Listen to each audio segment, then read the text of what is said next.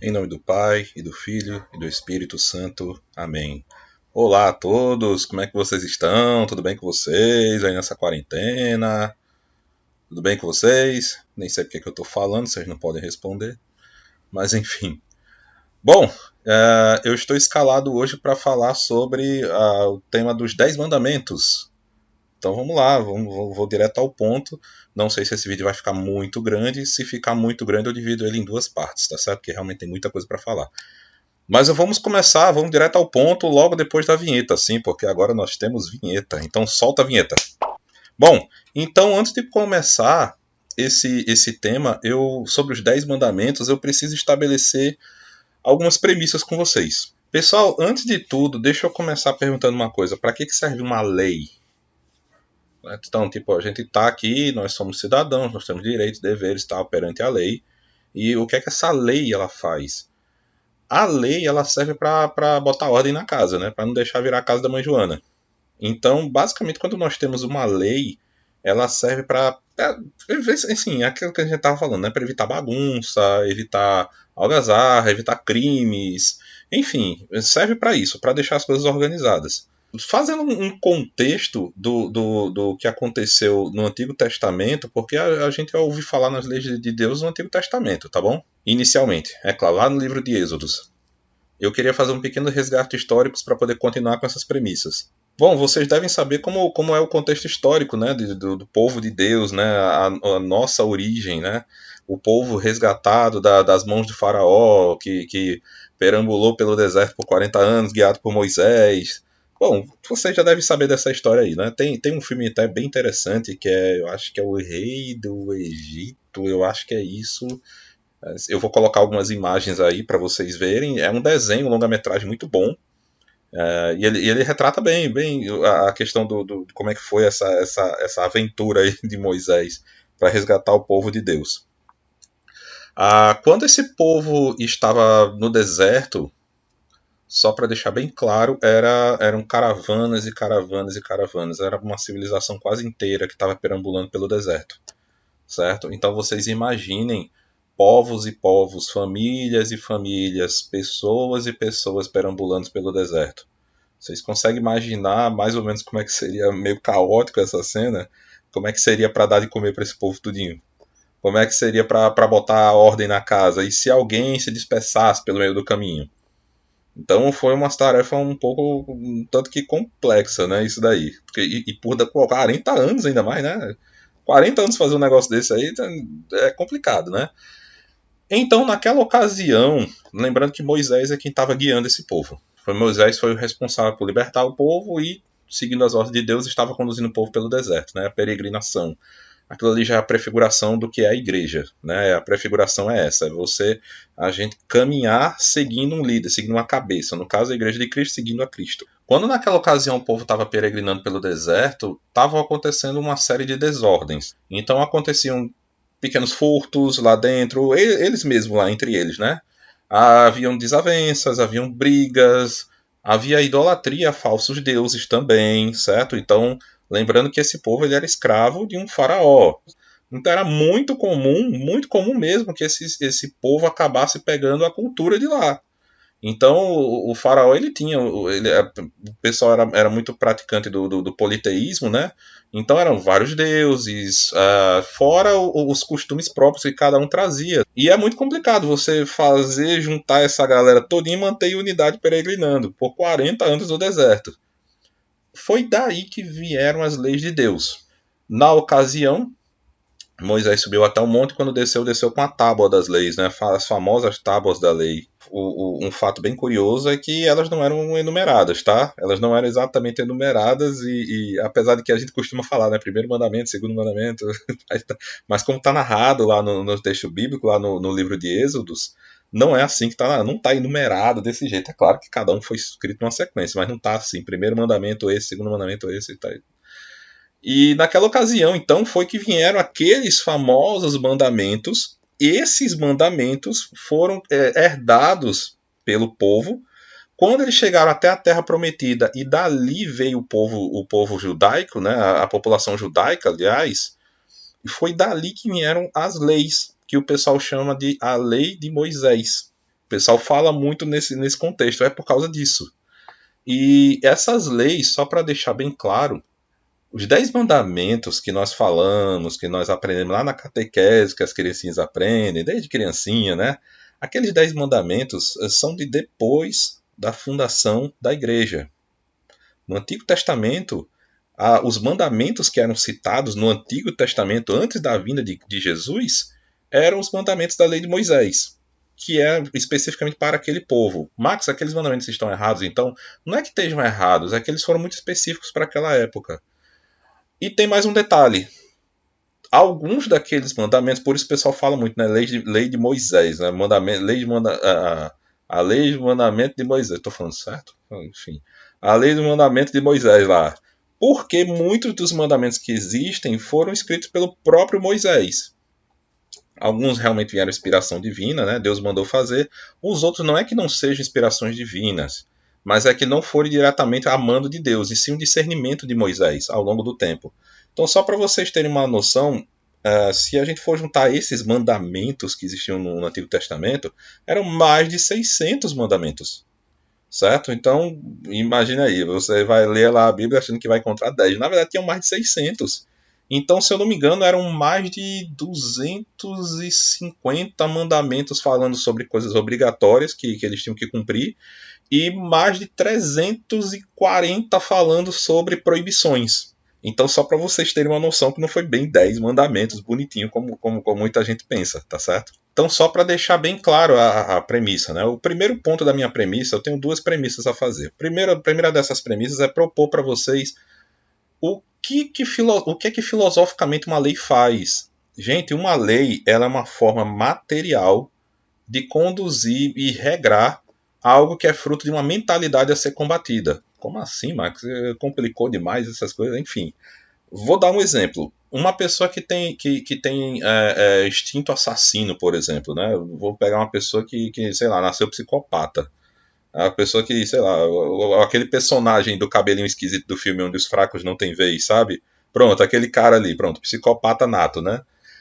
Se não existissem leis para combater aquilo dali, ele seria eternamente, sairia matando todo mundo aí e nada ia acontecer com ele. Então precisa ter leis para regrar isso e para poder punir esse tipo de pessoa, né? E para poder manter ele longe da sociedade, para que ele não faça isso com outras pessoas.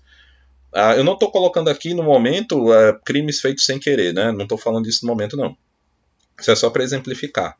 Então, é lei para contra furto e por aí vai, né? Então, na verdade, acontecia por causa disso. Agora, o que é que a gente tem que entender? Na lei de Deus, no contexto cristão, estudando desde o Antigo Testamento, a palavra de Deus ela não muda nunca. O que muda são os nossos fatores históricos, né, temporais, culturais e por aí vai. Mas a essência dos mandamentos de Deus não mudam nunca. Aliás, nunca mudaram. Mesmo que você pegue um mandamento lá do Antigo Testamento que pareça esquisito, isso aqui para mim é estranho, isso aqui eu não estou conseguindo captar.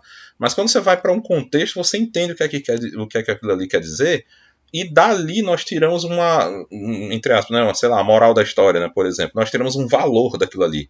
Aquele valor é imutável, tá certo? Aquele valor é imutável. Então eu vou pegar aqui como um exemplo aqui. Deixa eu ver, se a gente pegar um mandamento lá daquela lei, daquele tempo, tinha dizendo assim, que é proibido sacrificar os filhos. Eu sei que tá meio na cara, né, que é proibido fazer uma coisa dessa, né, mas está escrito lá. Mas hoje em dia a gente não precisa falar isso. Já está incluso em não matarás, tá certo? Quando eu falo, por exemplo, lá também está escrito assim, que é proibido amar uma pessoa que procura induzir ao erro.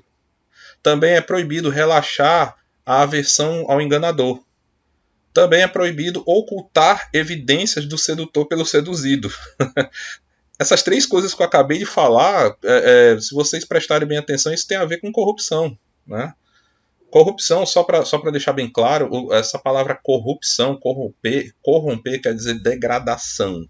Certo? Uma coisa que está definhando, está degradando, está ficando em estado de putrefação, né? Assim, como diz quando um corpo está enterrado por muito tempo, né? Muitas coisas que Jesus falava, ensinava e agia também era de acordo com essas leis, né? Jesus ele não veio para contradizer essas leis e chegar e falar, olha, a partir de hoje não está mais nada valendo. A partir de hoje, não sei o que, eu tô passando por cima disso. Não, Jesus também não fez isso. Muitas vezes o que Jesus fez foi dar o real significado de uma lei que estava sendo mal interpretada. Vou dar aqui um exemplo, né? Aqui, por exemplo, eu tô com a minha Bíblia no Evangelho segundo São Marcos, lá no capítulo 10. Então ali estava mostrando mais um dia normal da vida de Jesus, a vida pública de Jesus. E aconteceu aqui um fato interessante. Jesus ele foi confrontado, como ele normalmente era, por alguns fariseus. E olha o que está escrito aqui, lá no versículo 2. Alguns fariseus aproximaram-se dele para pô-lo à prova. Né? Isso acontecia muito, gente que queria colocar Jesus no canto da parede, fazer perguntas na frente de todo mundo para ver se ele ficava constrangido, se ele ficava intimidado, mas enfim, não funcionava não. E perguntaram-lhe, é lícito o marido repudiar a mulher? Aí Jesus respondeu, que vos ordenou Moisés? E eles responderam, Moisés permitiu escrever carta de divórcio e repudiar. Aí Jesus disse assim, por causa da dureza dos vossos corações, ele escreveu para vós esse mandamento. Mas desde o princípio da criação ele vos fez homem e mulher. Por isso o homem deixará o seu pai e sua mãe, e os dois serão uma só carne. De modo já não são dois, mas uma só carne. Portanto, o que Deus uniu, o homem não separe. Ou seja, Jesus pegou uma situação, né, que ele foi confrontado e deu o real significado daquilo. A leitura por si só já responde isso daí. A outra coisa que eu preciso lembrar, a outra premissa que eu preciso lembrar é para lembrar daquela nossa conversa sobre os três pilares da igreja, né? Para deixar bem claro que a igreja ela tem a autoridade que precede os pilares. Então, se a igreja ela achou por bem pegar os mandamentos e resumi-los em 10, então a igreja tem autoridade para fazer isso. E é isso que vai acontecer quando a gente for falar sobre os 10 mandamentos especificamente. Indo para o primeiro mandamento, então, a igreja ela organizou em 10, certo? E sempre que a gente for analisar todas as leis de Moisés, tudo que está escrito no livro de Êxodo e tal, elas estão resumidas nesses 10 mandamentos da igreja. Para quem tiver o interesse de procurar no catecismo, vocês vão encontrar lá no catecismo, deixa eu ver aqui, lá a partir do parágrafo 28.3, tá? Então quem tiver interesse em acompanhar depois com bastante detalhe no catecismo, já conversamos sobre o magistério da igreja, vocês vão encontrar a partir do parágrafo 28.3, tá certo? Então, indo lá, vamos direto lá ao ponto, falar sobre o primeiro mandamento da lei de Deus. Ele diz o seguinte, amar a Deus sobre todas as coisas. O que é que esse mandamento está dizendo, gente? Ele está dizendo muito mais do que o que está escrito aí. Amar a Deus sobre todas as coisas... Gente, amar a Deus sobre todas as coisas significa que você não vai colocar absolutamente nada no lugar de Deus, no lugar que é devido a Ele. Ah, Max, mas eu coloco Ele acima de todas as coisas. Mas será que quando a gente se depara com alguma situação de fraqueza ou de alguma coisa de discórdia, alguma coisa, será que a gente não está tirando Deus do lugar dele? Cabe a nós essa reflexão. Cada um é que faça a sua reflexão, tá bom? Cada um conhece a sua história o suficiente para saber disso. Então, por exemplo, adorar deuses falsos, é claro que está incluso, né? Tu adorar deuses falsos. Agora, crer em alguma coisa contrária à fé, ou admitir dúvidas sobre ela. Max, como assim alguma coisa contrária à fé? Gente, todas as vezes que a gente dá ouvidos a qualquer coisa que não seja de Deus, alguma coisa que possa nos desvirtuar da fé ou contrária à nossa fé, a gente está ferindo diretamente o primeiro mandamento. Eu vou dar exemplos aqui. Uma das coisas que eu mais vejo quando às vezes eu estou olhando o Instagram, né? Às vezes tem perfil de pessoas que adicionam a gente, um amigo que a gente não vê há muito tempo, enfim, pessoas famosas, guitarrista, lá vai falando de guitarrista. É porque eu sigo muito guitarrista, né? Mas enfim, a gente vai seguir alguém e tal, vai olhar o perfil e tal, aí geralmente a pessoa fala um pouquinho sobre ela, né? Lá no Instagram. Normalmente vem um signo. Normalmente vem um signo. E signo não é católico. Acreditar em signo não é uma coisa católica, não é uma coisa da nossa igreja. Vocês não vão ver nenhum documento da igreja pedindo, recomendando que a gente consulte os horóscopos. O horóscopo, aliás, eu acho que é no singular.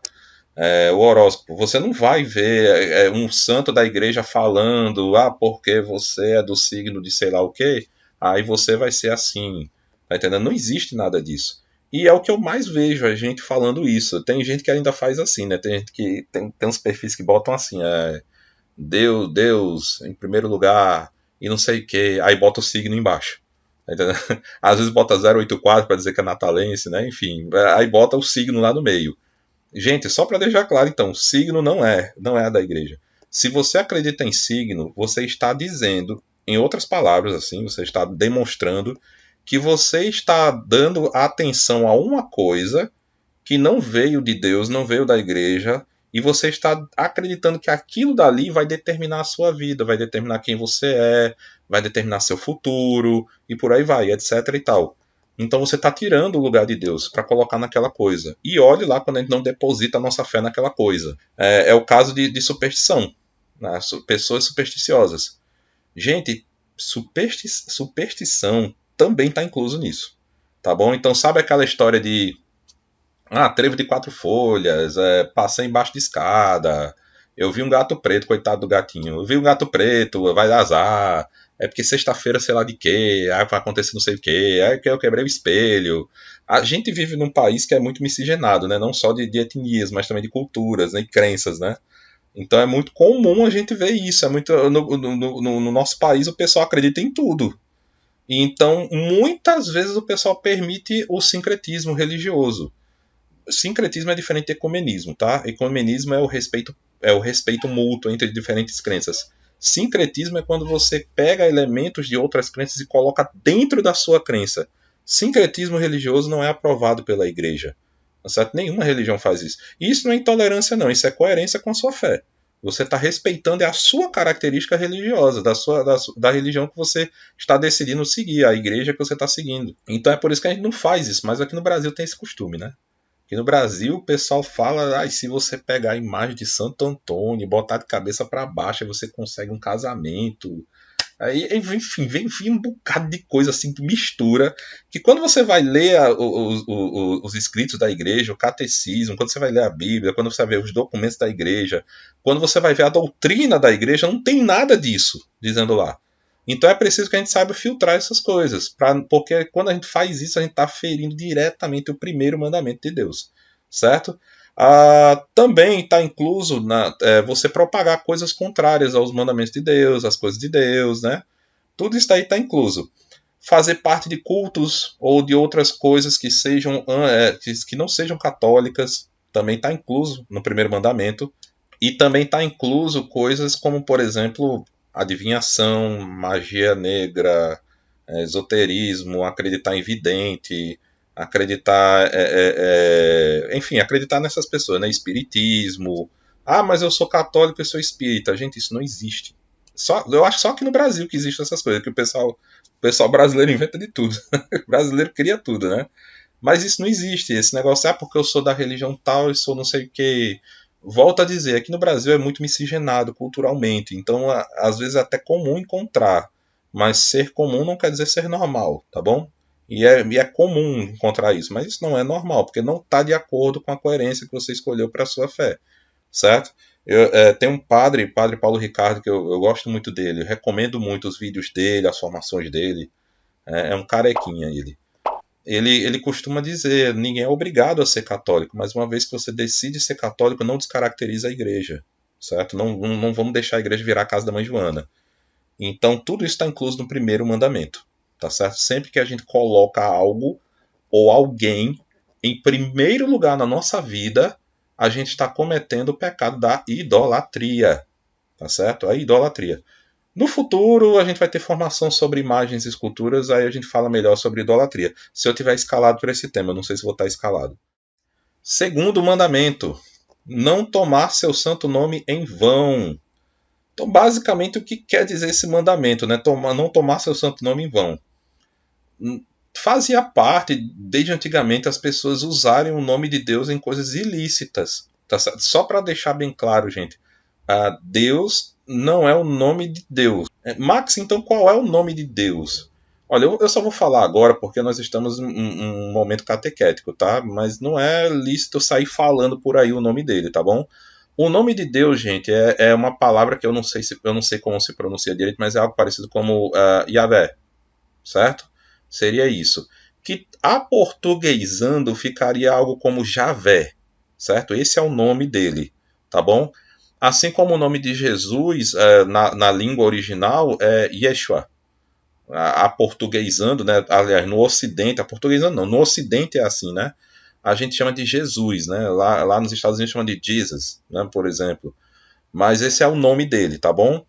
Mas a gente chama de Deus, né? Porque ele é Deus. Deus é uma qualidade que a gente dá. Ele é o nosso tudo, né? Isso que a gente está querendo dizer. Então a gente não deve colocar o nome dele em coisas fúteis, tá bom? Não colocar em coisas fúteis. A gente em conversas banais, a gente fala. Max, mas a gente também não deve colocar, mesmo Deus não sendo o nome dele, a gente também não deve colocar. Não é aconselhável, porque corre isso da banalização, sabe? Não, tem muita conversa banal que faz isso. E também o segundo mandamento ele não se estende só a ele, se estende também às suas coisas. Né? Então, você colocar a igreja em algo patamar, em um patamar de banalidade, você colocar santos. Eu acabei de falar da imagem de Santo Antônio, né? É um exemplo disso aí. Você está banalizando uma coisa que é sagrada, uma coisa de Deus, certo? Que é a imagem de um santo, né? Que é a figura, a memória do santo, a quem ele foi. E um outro exemplo muito comum aqui no Brasil especificamente é no futebol, né? O que eu mais vejo a gente fazendo isso. É gente, por exemplo, vai jogar e faz promessa para Santo, para o meu time ganhar, fica andando de joelho, pagando promessa porque meu time ganhou e por aí vai, sabe? Coisas banais mesmo. Tudo isso é um pecado contra o segundo mandamento. Terceiro mandamento, guardar os dias santos, né? Domingos, dias de festas, os dias santos. Basicamente esse mandamento, ele quer dizer o seguinte, ele quer dizer que você tem que ter respeito ao dia que o Senhor reservou, certo? Então isso implica em a gente não ficar banalizando esse dia e não tratar esse dia como um propósito pessoal. Eu quero, sei lá, ganhar dinheiro, eu quero curtição e tal, essas coisas. Não, não é bem isso, né? É um dia que a gente tem que ter respeito e apreço pelas coisas de Deus. E também descanso também, certo? O dia do Senhor, então, a gente, desde o do Novo Testamento, ressurreição de Cristo, reunião dos apóstolos, a tradição da igreja vai nos ensinando, é o domingo, certo? O domingo. Então, no domingo é o dia da gente se reunir com a família, é o dia da gente participar da Santa Missa, certo? É o dia da gente participar, né? Essa expressão, muita gente fala, eu vou assistir a missa. Não, você não assiste a missa, você está participando daquele mistério. É por isso que o correto é você falar participar da Santa Missa. Ou você fala que vai à missa. tá resumindo, né? Guardar domingos e dias santos. Então, poucas semanas eu falei sobre a Semana Santa, não foi? Poucas semanas falei sobre a Semana Santa. Cuidado, não tratem ela como um feriado qualquer e tal. Tá incluso nisso. Não usar para si. Então é esse momento que a gente se reúne com a família para passar um tempo juntos, né? Ir à missa juntos, convivência mesmo com a família, almoçar junto, né? Rever os avós, rever tio às vezes, né? Ou então ficar em casa com os pais mesmo, certo? E é isso que se trata de guardar o dia santo, não é a gente sair fazendo atrocidades e trabalhando feito um condenado e por aí vai. É um tempo para a gente ter para nós e para que, tendo esse tempo para nós, a gente estando, né, uma rotina mais branda, né, naquele dia, a gente também focar as nossas atenções para Deus nesse dia. Não que nos outros dias a gente não foque, mas nesse dia fazer com mais fervor. Por isso que a gente fala de guardar os domingos e os dias santos. Né? Então tem Corpus Christi, tem a Semana Santa, enfim, tem outros dias que a gente pode até conversar sobre esses outros dias depois com mais detalhes. Quarto mandamento, honrar pai e mãe. Olha, esse mandamento, ele parece ser muito simples de entender, mas ele tem algumas camadas que precisam ser destrinchadas. Honrar pai e mãe vai além de respeitar eles, tá certo? Vai além disso. Honrar pai e mãe é você exatamente dar a autoridade a qual eles têm. Então, principalmente adolescente, né? Muita gente faz a crisma, está na fase da adolescência ainda, né? Quando a gente falta com respeito com os pais, quando a gente grita aos pais, quando a gente não quer obedecer, a gente está diretamente afrontando o quarto mandamento. E o quarto mandamento ele fala muito sobre isso: honrar pai e mãe, honrar a autoridade do pai e da mãe. Isso também inclui cuidar dos seus pais até os últimos dias de vida deles, com dignidade.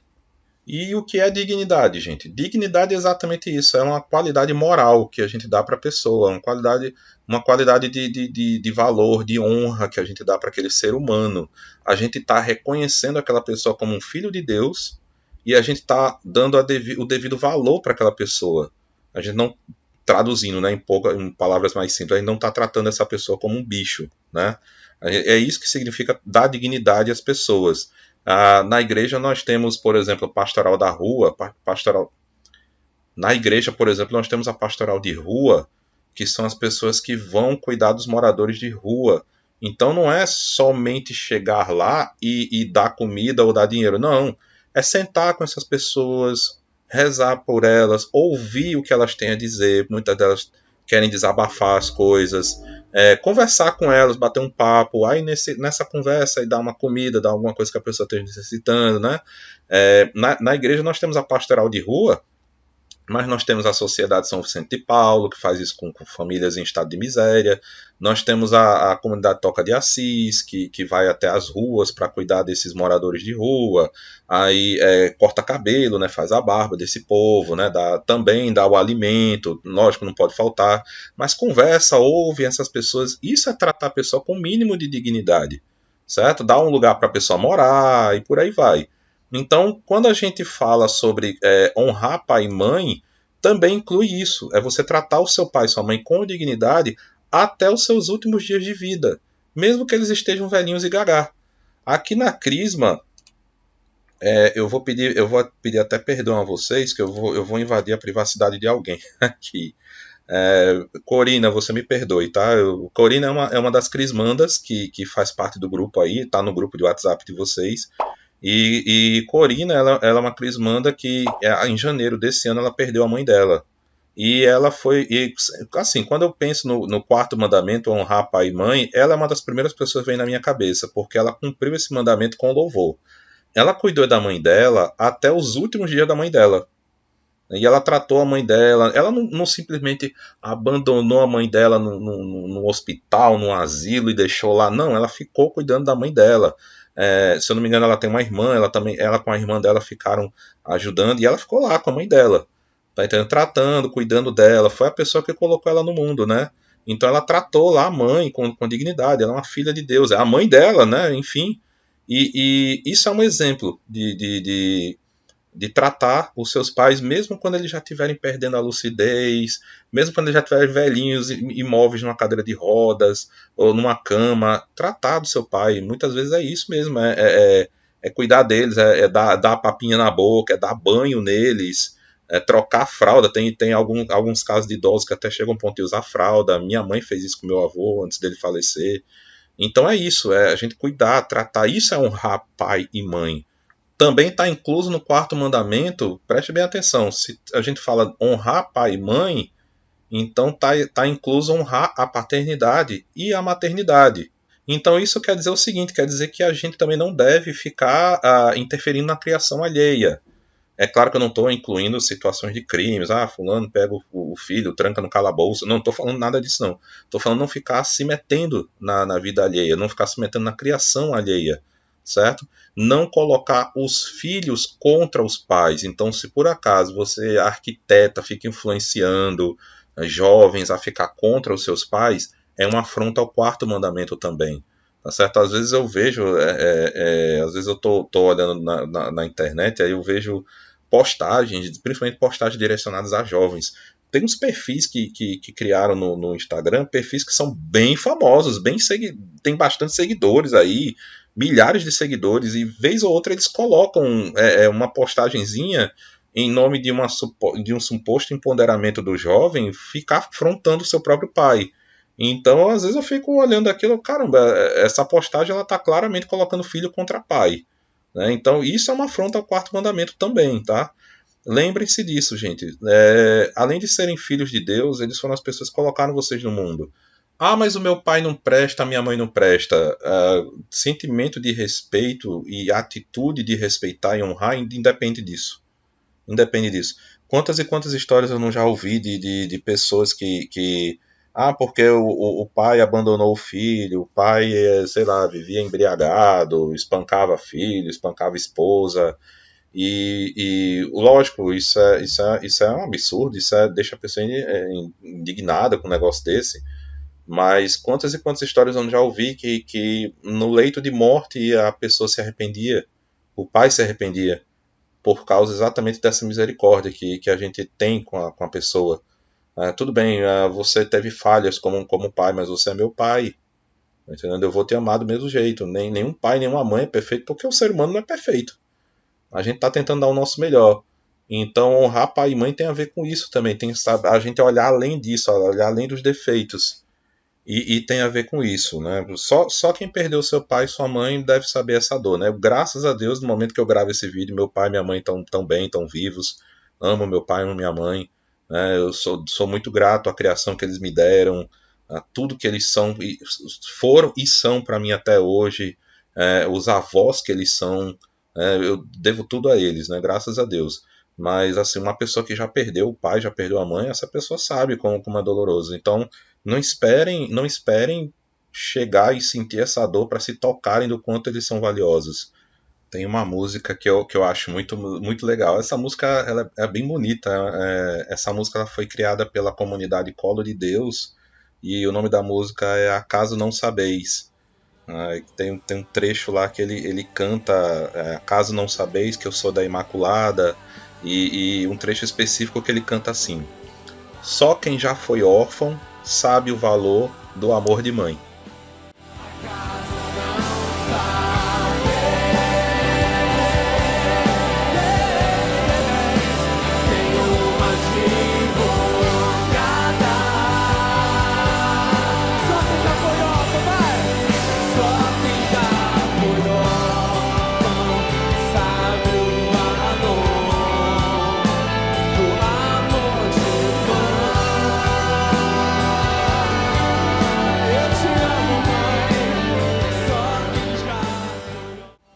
Isso é bem interessante, essa frase, né?